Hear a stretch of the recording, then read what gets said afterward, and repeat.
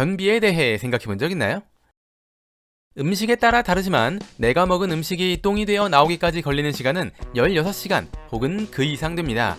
무언가를 먹었으면 싸는 건 거스를 수 없는 자연의 법칙으로 사람에 따라 다르지만 하루에 3번 이하, 일주일에 3번 이상 싸는 것이 건강한 배변 활동으로 알려져 있습니다.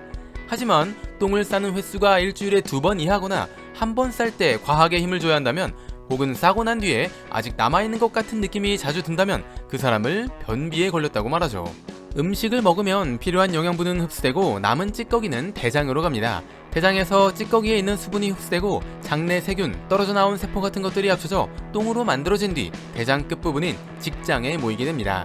이때 적당한 수분이 남아있어야 똥이 부드럽게 만들어지는데 식습관에 변화가 생겨 물을 충분히 마시지 않으면 평소보다 똥이 딱딱하게 만들어집니다. 물론 이런 상태가 됐다고 해서 변비에 걸리는 건 아니지만 똥이 딱딱해 싸는데 더 큰 힘이 필요하게 됩니다.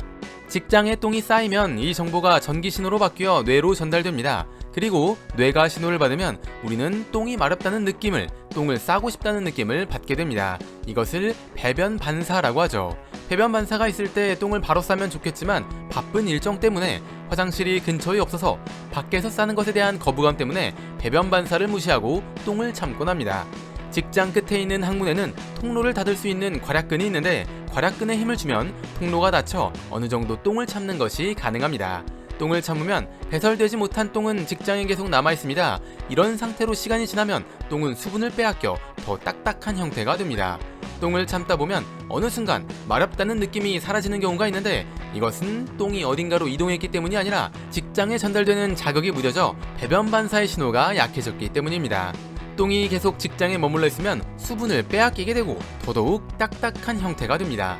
물론 가끔 똥을 참는 것이 변비의 원인이 되는 것은 아니지만 이것이 반복되면 배변 반사가 오기까지 점점 더 큰 자극이 필요해지기 때문에 아랫배가 가득 찬 느낌이 들어도 신호가 잘 오지 않게 됩니다. 그럼 직장에 쌓인 똥은 수분을 또 빼앗기게 되고 더 딱딱한 형태가 되어 이후에 신호가 와도 싸지 못하는 상황이 만들어집니다. 똥을 싸지 못하면 참을 수밖에 없게 되고 똥을 참으면 더 큰 자극이 필요해지고 쌓여있는 똥은 수분을 빼앗기는 악순환이 반복되면서 변비가 생기게 됩니다. 우리나라의 경우 성인의 10에서 20%가 변비를 가지고 있다고 하며 남자보다 여자가 더 많이 걸린다고 합니다. 사람이 하루 평균 싸는 똥은 100에서 200g 정도 됩니다. 변비가 있을 경우 적게는 400g, 많게는 1kg 이상의 똥을 뱃속에 가지고 있는 셈이 되죠. 변비가 계속되면 식욕부진, 소화불량, 치질이 생길 수 있으며 대장에도 문제가 생기게 될 수 있습니다. 변비를 치료하고 예방하기 위해선 물을 충분히 마시고 이왕이면 신호가 왔을 때 싸는 것이 좋습니다. 또 장이 활발하게 활동할 수 있도록 꾸준히 운동을 하면 변비인에서 다시 쾌변인으로 갈 수 있을 것입니다. 뇌를 채워줄 은덩어리 지식들, 오늘의 은잡지 영상은 여기까지입니다. 시청해주셔서 감사합니다.